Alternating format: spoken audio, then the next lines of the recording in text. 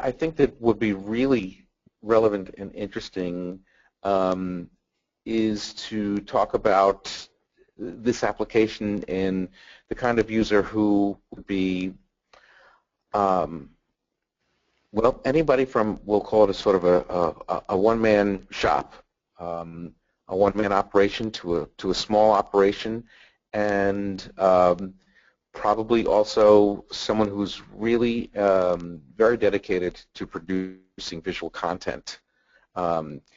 And that, of course, takes in a wide variety of people. Anybody who's doing anything from multimedia, augmented reality to traditional broadcasting is interested in producing visual content. But I hope that helps a little bit to think about the focus of who to talk to or who I would like to share this with. It does. Yeah, okay. I will try and keep that in mind as we go through. Is there, so part of the deck, candidly, you know, what we had asked you about your interest in originally, I think, was Wowza Streaming Cloud, which is sort of the where we're putting most of our efforts as far as announcements at NAB go. But I also have in the overview slides, which I can send you afterwards, sort of the information about, you know, who Wowza is, just as a refresher, and Right. Wowza Streaming Engine, which is what Wowza, you know, Wowza has built its reputation on. It's our flagship product, and it's what Wowza Streaming Cloud is now built on. Do you want me to touch on those at all, or jump right to Wowza Streaming Cloud and just send you the slides after so you can? You know, let's jump right to the cloud. Okay. Everybody likes the cloud stuff. Yeah, exactly. All right, well then that would also allow me to make sure that I do a demo for you, which might be useful as well, because being a visual person, seeing it probably makes more sense than me talking on about it. Absolutely. Okay, sure. great. Well then, can you see the Wowza overview slide that I have up on the screen? I do. Okay, great. Well, then what I'll do is just flip through the slides that you will be able to look at later as far as who's using us and the services that actually run Wowza under the hood to become as famous as they become. All the good stuff about Wowza, our timeline about how we got to where we are, and over at the right-hand side, how we have been doing some really fun things in the last year, including now culminating with Wowza Streaming Cloud for the moment.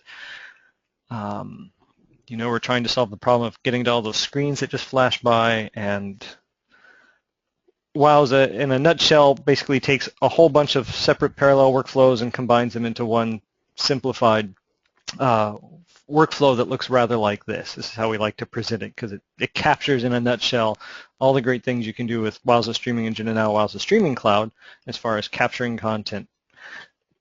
So Wowza Streaming Engine, less interesting for you perhaps, but we do carry on some of the same things that you see here. The fact that it's with Wowza Streaming Cloud, as you'll see in a minute, we've made it really easy now. Instead of having to go in and learn how to remote into a cloud instance and do command line programming and configuration, you just go in and you check boxes in a browser. And if you're new to streaming, you look over in the right-hand column and it tells you how to fill out all those fields over there in the middle, as well as give you links to more in-depth information. So this applies across both Wowza Streaming Engine and Cloud. I'll skip over the new pricing model. All we've done is made it even simpler to buy a Wowza Streaming Engine for a flat cost and get as many streams and channels and live transcodings out of it as your hardware will allow, and go right to Wowza Streaming Cloud. And so this is even a more simplified version of what you saw with Wowza Streaming Engine, where we'll now take in cameras and IP camera feeds over two major protocols that almost all of those support, RTMP and RTSP. Right. Allow you to bring it in. We will transcode it and transrate it for you so that you get anywhere from 1 to 6 or more streams out at different bit rates and different resolutions, so you can reach any screen with the best possible stream for that local device, that local user's device and their bandwidth, and deliver it globally. Amazing. And I don't use that word lightly. I may say it a lot, but frankly, it's I like the simplicity that you're demonstrating here. Oh, cool. So please go ahead. Okay.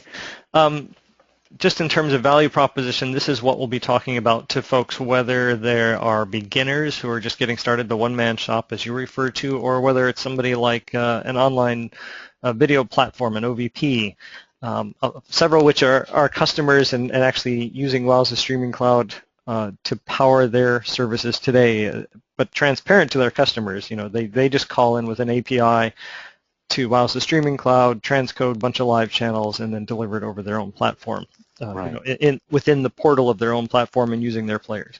So it is pro-grade in that sense, but it's also very simple so that somebody who's new can get started right away, as you'll see in a few minutes. But it's modular. A lot of the services out there allow you to hook up whatever encoder you have, but then they sort of own the whole rest of the workflow. You can't mix and match. We'll allow you to put in other streaming media servers on the front end and on the back end. So if you're somebody working in an enterprise or maybe even a small company that just happens to have more than one location, and you want to stream, say, locally to employees in your headquarters, and you also want to push a stream to your remote employees or remote campuses, you could have Wowza Streaming Engine locally for $65 a month, be doing multicast to your local users, and then push a stream up to Wowza Streaming Cloud. We convert it to HTTP adaptive streaming and then deliver it to those remote offices, or if you want to keep it secure, you push it right back down to a Wowza Streaming Engine in that remote office that you have, say, London, with another 20 people, and you can either multicast it or do adaptive streaming there. So it allows you to mix and match. You could do that with Wowza servers. In fact, you could do it with any servers that are compatible.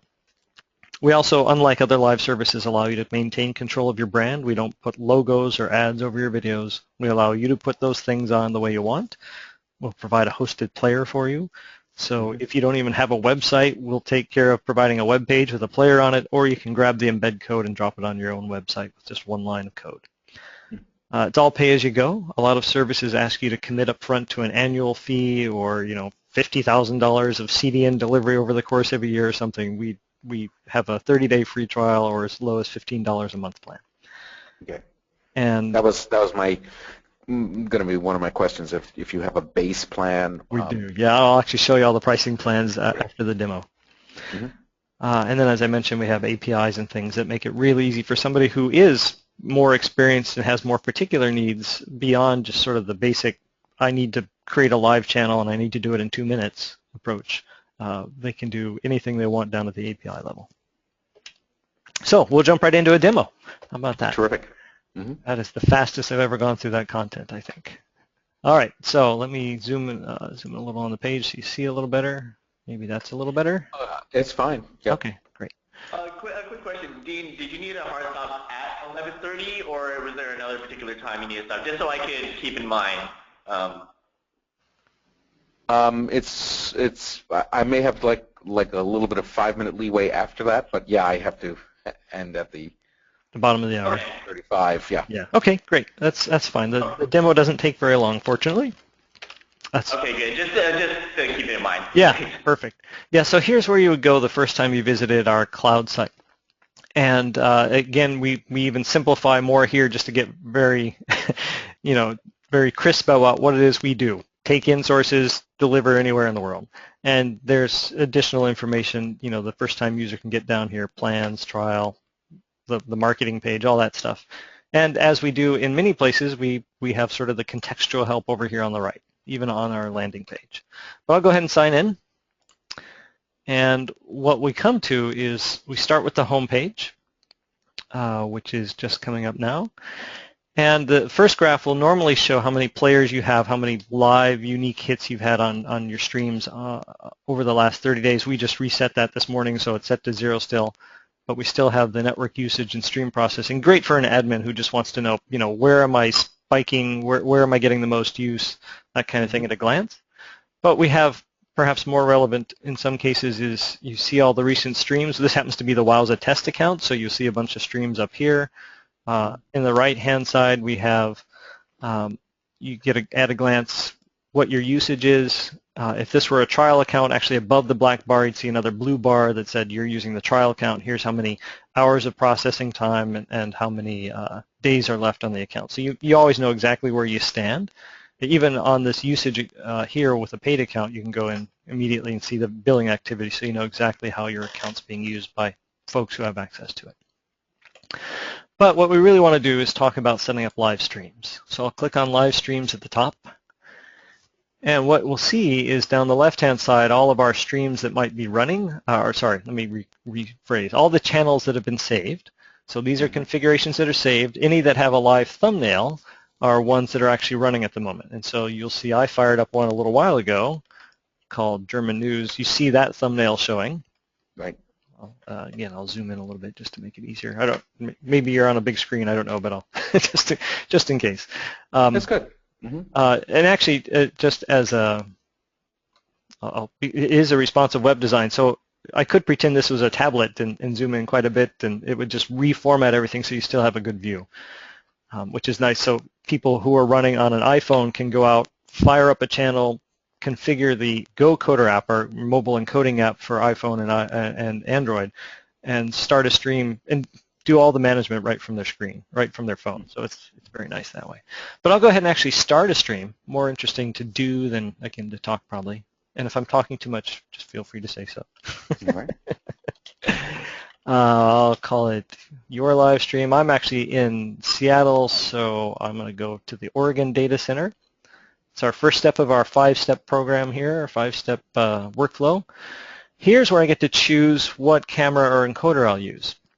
And we have a bunch of what we call Works with Wowza partners. And you see a bunch already showing here. You'll see Sony and Canon and other, and JVC showing up here shortly, too, folks who have actual IP capabilities in their cameras, so that they can, anybody with one of those devices can push directly to Wowza Streaming Cloud, not have to bring an encoder box with them, not bring a PC with them, anything like that. And so you can easily choose from one of those, and what will happen is different options will show up down below depending on which one you choose, and then later I'll show you how it actually customizes several things about these so that it's easier to set up things. For instance, I'll give you an example. With GoCoder, what I'll be able to do later is send myself an email with a configuration URL in it. It configures everything on GoCoder. I don't ever have to type in an IP address and worry about sort of fat fingering something while I'm on a tiny iPhone screen. With Telestream and NewTek and these others, it downloads a configuration file that you go into, say, Telestream's Wirecast, and you say, I want to stream, and it asks which source or what your destination is. You can actually choose Wowza Streaming Engine or Wowza Streaming Cloud from the drop-down in Wirecast 6, and it will pull in that configuration file that you download. So you never have to worry now about typing from one screen to the next. You just pull in a configuration and it goes. So all these Works with Wowza partners have that level of integration where they've done work on their side and we've done work on our side to make it really easy for folks using our various components to put them together into a single workflow. But I'll choose GoCoder, and by default it will, if I left the defaults, it would create 6 bitrate renditions starting at 1080p and going down. I'll choose 720p. That works quite well with iPhone. You could choose other aspect ratios and custom if you wanted, but I don't need to do that. I'll just go with that default of 720p. The playback settings page now asks how large a player would you like. We'll create by default a player and some information around it. I can put a poster image on it, so I'll choose a Wowza poster image, stick it on there. If I want, I could have a countdown clock in the player, so I could actually say at a certain time before I've even started the stream, start counting down, so that if I'm going across time zones, for instance, it's common for us in our calendars, if we're using Google Calendar and Exchange calendars, for the hours to get mixed up, and people will come an hour early to our webinars or an hour late or something, and they don't know, especially if they come early, it's like, all I see is a poster image. Did I miss it? With the countdown clock, it's really clear. Look, you still have 59 minutes to go before it actually starts. I can also throw a logo in as a watermark, and then you can position it more accurately if you want with advanced settings, but with simple settings, just choose a corner to put it in. I'll put it in the lower right. And then on the hosted page, we're basically saying, look, if you don't have a website, maybe I can host the page for you. Maybe we can do that and make it simpler. So I'll set up my test stream. Looks like I've already done that one once. I'll choose a logo. We'll choose your logo, brand it for you. There we go. And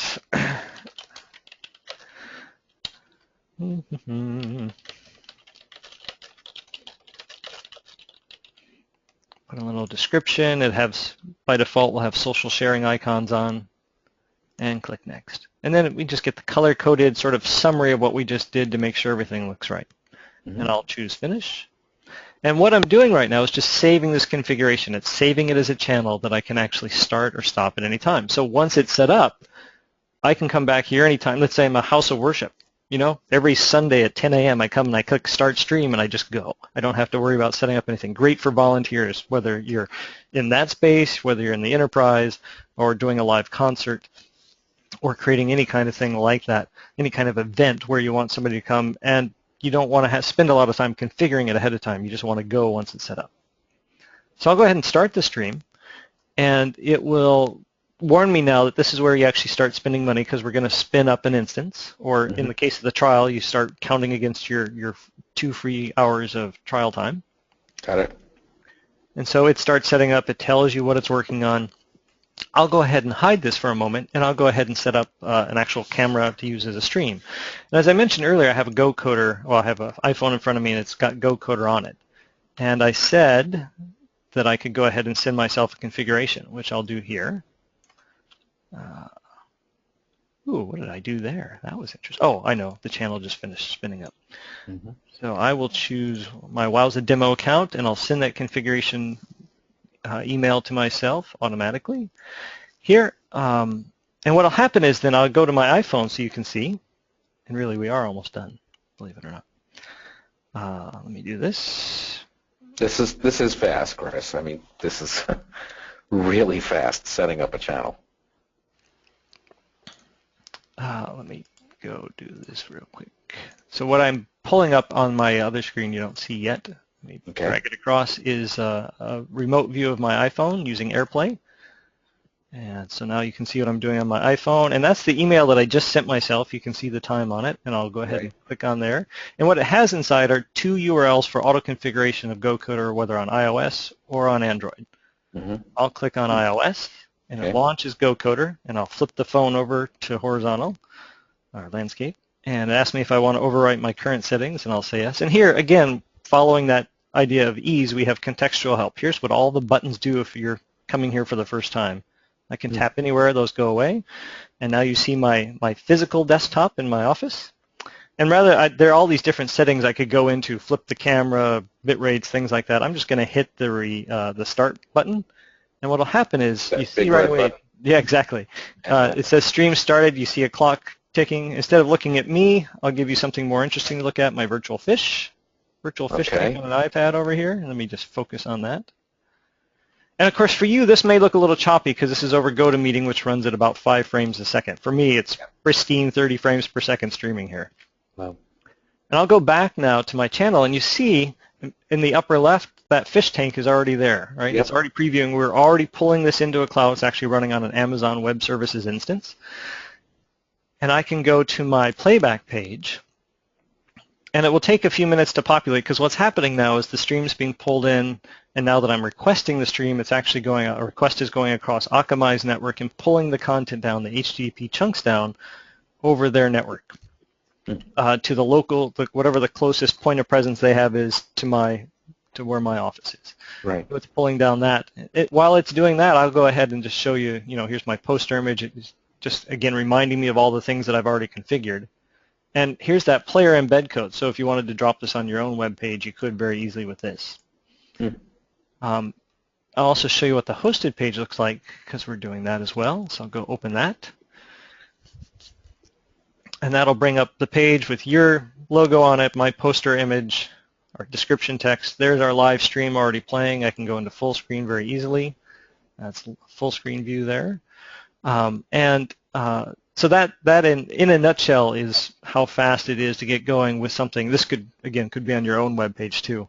It takes less than 30 seconds after you've done it the first time to set something like this up. If you have I said before when you were waiting for something to come up on the screen, and I said to you that is really fast having set up streams for other on other devices or other setups.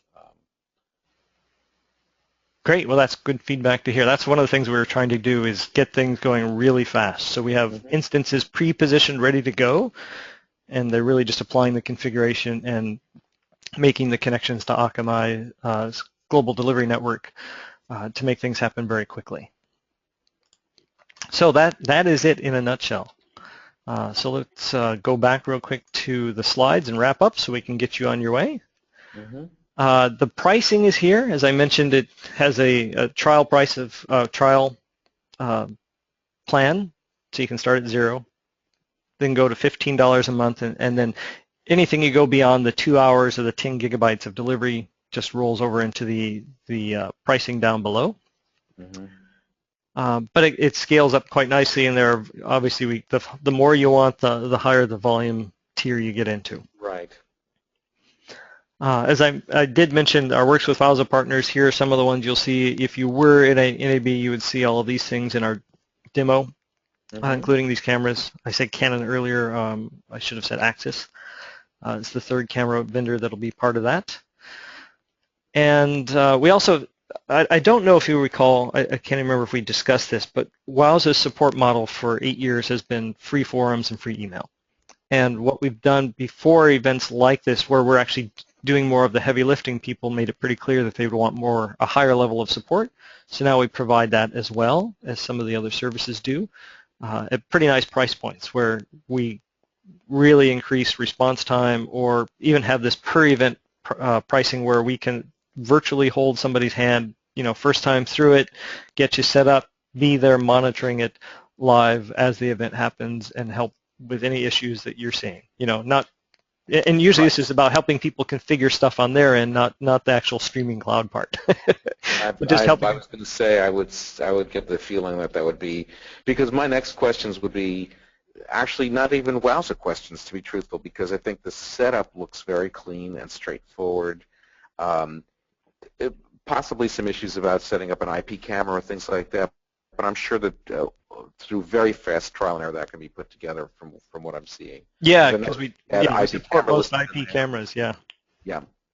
I think there's an awful lot of that's going to be going on with people using drones for feeds and things like that. Exactly, and there are a surprising number of customers of ours that use IP cameras for surveillance, for military purposes, for just fixed, I don't want to go set up a camera every time the professor does a lecture. I'm going to mount an IP camera on the back wall and just point it at the stage. Same for House of Worship. It's probably the fastest growing segment in terms of sources for Wowza right now. Yeah.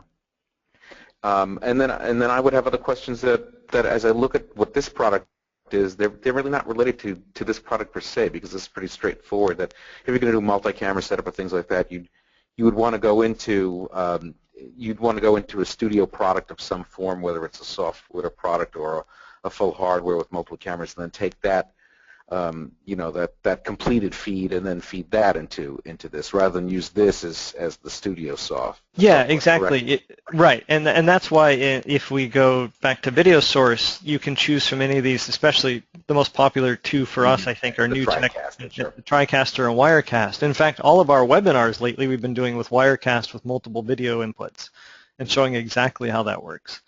And so that's what a lot of our customers are doing, because Wirecast is sort of in the same price point and ability level for a lot of our users, our customers, and so they tend to go use that. If they have a higher budget in hardware and they're moving stuff around, they tend to go with TriCaster. Yeah. And they set up 3 to 5 cameras and push them through those and then send that to us. Great. Just one more fast question about so the product.